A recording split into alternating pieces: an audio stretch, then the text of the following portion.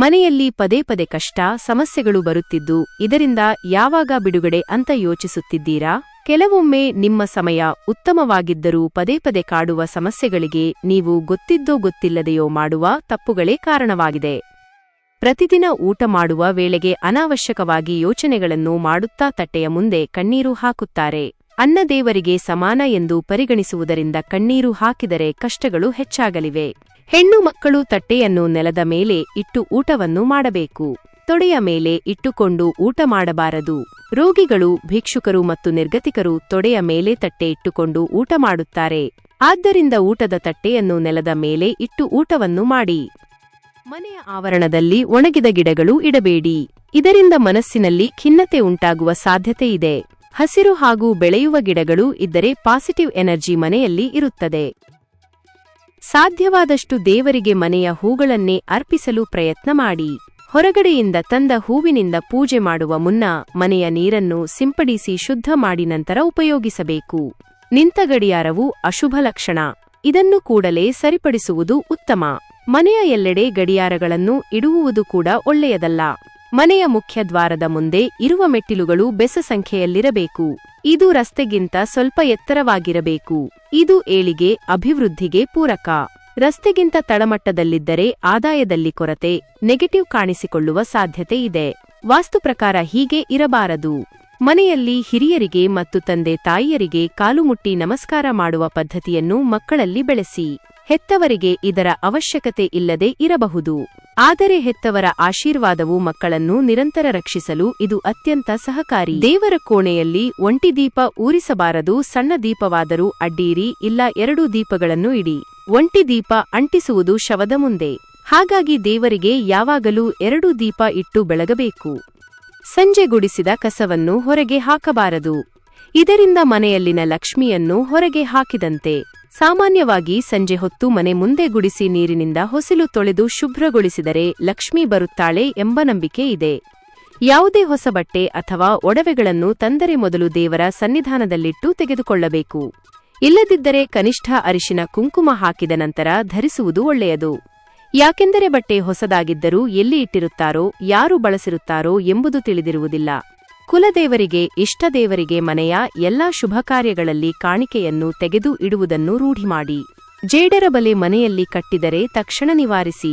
ಅದು ಅಶುಭ ತರುವ ಸಂಕೇತ. ಮನೆಯನ್ನು ಎಷ್ಟು ಶುಚಿಯಾಗಿ ಇಟ್ಟುಕೊಳ್ಳುತ್ತೇವೆ ಅಷ್ಟು ದೈವಿಕ ಕಳೆ ವೃದ್ಧಿಸುವುದು. ಸಾಮಾನ್ಯವಾಗಿ ಜೇಡ ಕಟ್ಟುವುದು ಖಾಲಿ ಇರುವ ಅಥವಾ ಪಾಳು ಬಿದ್ದ ಮನೆಗಳಲ್ಲಿ ಮಾತ್ರ. ಮನೆಯ ಯಾವುದೇ ಜಾಗದಲ್ಲಿ ಅಥವಾ ಕಾಂಪೌಂಡ್ ಒಳಗೆ ಪಾರಿವಾಳಗಳು ಮನೆ ಮಾಡಿದರೆ ಅದು ಕಷ್ಟಗಳು ಎದುರಾಗುವ ಸಂಕೇತ. ಅವುಗಳ ಪ್ರಾಣಹಾನಿ ಆಗದಂತೆ ಅಲ್ಲಿಂದ ಓಡಿಸುವುದು ಒಳ್ಳೆಯದು.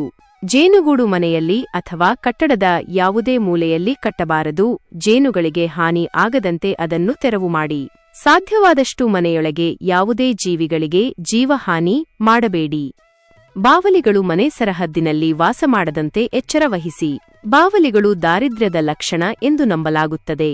ಹಿರಿಯರು ನಂಬಿಕೊಂಡು ಬಂದ ದೈವಗಳಿಗೆ, ಅವರದ್ದೇ ಆದ ಸಂಪ್ರದಾಯಗಳಿಗೆ ಗೌರವ ತೋರಿಸುವುದು ನಮ್ಮ ಆದ್ಯ ಕರ್ತವ್ಯ.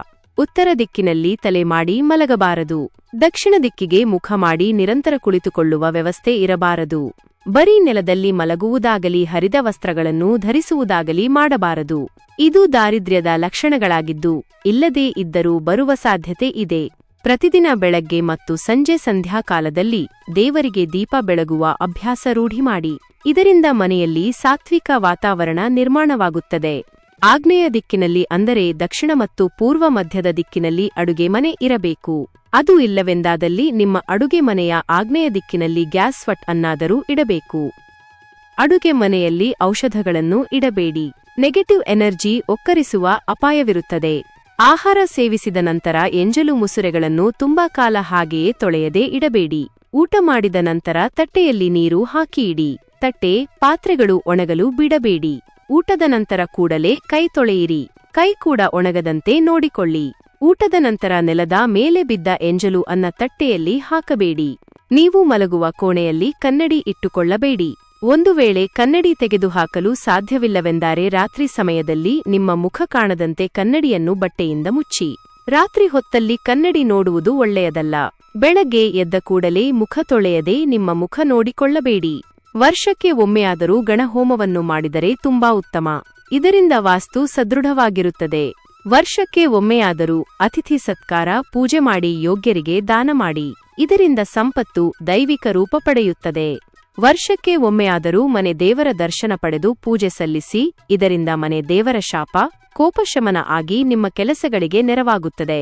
ಸ್ನಾನವಿಲ್ಲದೆ ಊಟ ಮಾಡುವುದು ಒಳ್ಳೆಯದಲ್ಲ, ಏಕೆಂದರೆ ಅನ್ನುವು ದೇವರಿಗೆ ಸಮಾನ. ಕನಿಷ್ಠ ಕೈಕಾಲು ಮುಖ ತೊಳೆದುಕೊಳ್ಳಿ. ಊಟಕ್ಕೆ ಮುನ್ನ ಕೈಕಾಲು ತೊಳೆದುಕೊಳ್ಳುವುದು ಒಳ್ಳೆಯದು.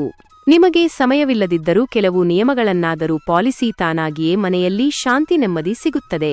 ಜೀವನದಲ್ಲಿ ಶಿಸ್ತು ಬದ್ಧತೆ ನಿಯಮ ಅಳವಡಿಸಿಕೊಳ್ಳದೆ ಇದ್ದರೆ ಯಶಸ್ಸು ದೂರವಾಗುತ್ತದೆ. ದಾನ ಮಾಡುವಾಗಲೂ ಯೋಗ್ಯರಿಗೆ ಮಾತ್ರ ನೀಡಬೇಕು. ಅಪಾತ್ರರಿಗೆ ನೀಡಿದರೆ ದಾನ ಒಳ್ಳೆಯದಲ್ಲ. ನಿಜವಾಗಲೂ ಕಷ್ಟದಲ್ಲಿ ಇದ್ದವರಿಗೆ ದಾನ ಮಾಡಿದರೆ ಅದರಿಂದ ಸಾರ್ಥಕವಾಗುತ್ತದೆ. ವೀಕ್ಷಕರೇ, ಈ ಮಾಹಿತಿ ಇಷ್ಟವಾದಲ್ಲಿ ವಿಡಿಯೋವನ್ನು ಲೈಕ್ ಮಾಡಿ, ಚಾನೆಲ್ ಸಬ್ಸ್ಕ್ರೈಬ್ ಮಾಡಿ. ಕೇಳಿದ್ದಕ್ಕಾಗಿ ಧನ್ಯವಾದಗಳು. Thank you for watching.